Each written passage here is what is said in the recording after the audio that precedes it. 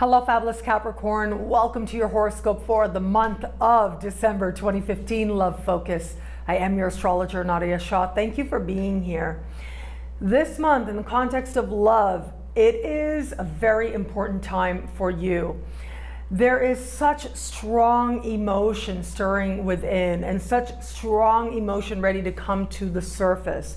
And at the same time, there is the very likely scenario as we move towards the end of the month that you are feeling a lot of love. You're feeling very caught up in an energy of love and hope and fantasy and being, carried away on a horse with roses and all kinds of whatever kind of fantasy images, fairy tale images you want to insert. It may very well feel like you have stepped into that type of realm or that type of energy. A lot of the energy this month, on the one hand, yes, is quiet, but it's actually quite emotional energy that's happening this month for you. So a part of that is about the fact that Venus is entering a super sensuous sign. And this is going to speak to the types of experiences you're having with friends and also with people that your friends are introducing you to as well. So that's on the one hand, right? This very sensual energy, if I may say so, this energy to me speaks of, looking at a friend as possibly more, or just feeling, looking at your friend differently, let's put it that way, and deciding what you want to do with that. Also with this month, and particularly as we move into the middle of the month. Now, this is so fascinating to me. Throughout this month, we're going to have, yes, for you, very sensuous friendship, love, physicalness, all kind of blurring together, with a lot of hope mixed into that as well, especially for those of you who are open to meeting someone new or interested in someone who is sort of in the friendship zone, as it said. But what is happening in the middle of the month is actually a very pivotal turning point for you.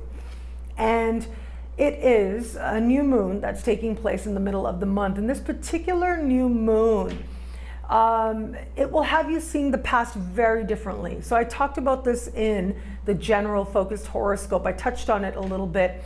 But I actually think that this is going to be you realizing or seeing something of the past. And it literally seems to come out of nowhere. It isn't necessarily that someone pops up or something new happens or any of that, but more like all of a sudden you get a different perspective. All of a sudden, out of nowhere, it feels like this whole new way of considering what was shows up for you. And it allows you to release yourself of any guilt, to forgive yourself, to forgive the other person, to realize that all was as it needed to be. And it allows you to be that much more in the present moment. So there's a sense of freedom in that as well. And it is by seeing the past differently that you are able to be that much more present in what is right now. So if you are in an established bond, this middle of the month period, well, look, I think that you will be enjoying, if you're in an established bond, you'll be enjoying the company of your partner a lot. You'll be wanting to do social things. And at the same time, it is going to be in the middle of the month where if there's been any kind of, stuff that either of you have been carrying, any residuals of stuff you thought you resolved, this will bring the resolution. This will bring that final turning point and feeling that the energy has shifted for the better.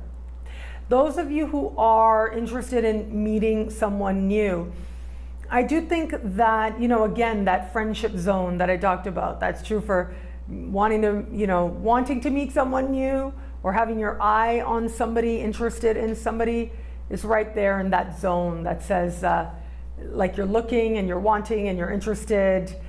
It's a very interesting place to be, let's put it that way. So there is this part of you that is awakening. If you are, again, you got your eye on somebody or you're open to meeting somebody new. It is going to be in the friendship circles that a lot of stuff starts to be experienced and starts to awaken.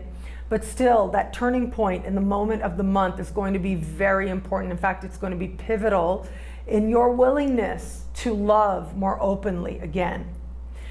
As we move towards the end of the month, the last week of the month, there is a full moon that takes place. And to me, this is huge in the context of love, especially for you. This makes you really one of the more favored of the zodiac where it comes to love and what's happening in your experience there. And that is because this is a full moon happening in your opposite sign. Normally there's one a year. This is your full moon in your opposite sign. And this particular full moon is very dreamy. It's very romantic. It believes in the fairy tale, right? It believes that the fantasy can be reality. It believes in being carried away in the best possible sense. And because of that, there's going to be a very, not just idealistic, but it's like this overall lifting, idealistic and hopeful energy that is going to be there with you. There's this hope in love. There's a desire for love as well, but also, I mean, I just see you getting very caught up in an energy that's fun and imaginative and curious and really feeling a sense of enjoyment with how your emotions are coming forward. When there is a full moon in your opposite sign, someone is there. So there is going to be somebody, regardless if you're in an established bond, you're feeling the love towards the end of the month. You're feeling the love and the support, and you're feeling lucky. If you are just getting to know somebody, then this also, you know, there's like, it's going to be very starry-eyed. Like, wow, could this be the one? This feels so good. This is so great. Like a very sweetness that is coming forward at that time. And if you are open to meeting somebody new, I mean, the chance of you having a connection in your imagination, I mean, all of us really, the energy towards the later part of the month is imagination going into overdrive. And for you, in the context of partnership, in the context of love, are the most favored to have that overdrive happen in the context of getting to know somebody or meeting someone. And it is going to be another person in your life, whether they show up or whether they've been there all along, who's going to show you something about how ideal you can be and what it is that you do believe about love. And I think you might actually surprise yourself. You might surprise yourself by realizing that there is this part of you that believes that dreams can come true in the context of love, regardless of whether or not this works out in the bigger picture, right? A lot depends on what's happening in your unique birth chart, but this particular full moon is all dreams. There's not a lot of groundedness here, but that's part of the fun. And that's also sometimes part of the faith as well. So allowing yourself to tap into that, to be awakened by those feelings and those emotions and that desire is something to be cherished. And it is something to nourish as well. And allow yourself to see where it is that it takes you, because ultimately I do believe it is taking you to a place that will restore your faith and will help you to know that the universe does have love available to you, and a love that isn't just about, isn't necessarily about, okay, you've secured this, the ring is on your finger, or necessarily anything like that, but just that the universe is letting you know that there is love, that you can feel love, and that alone ensures, and you can have that absolute faith that there is love in the world for you.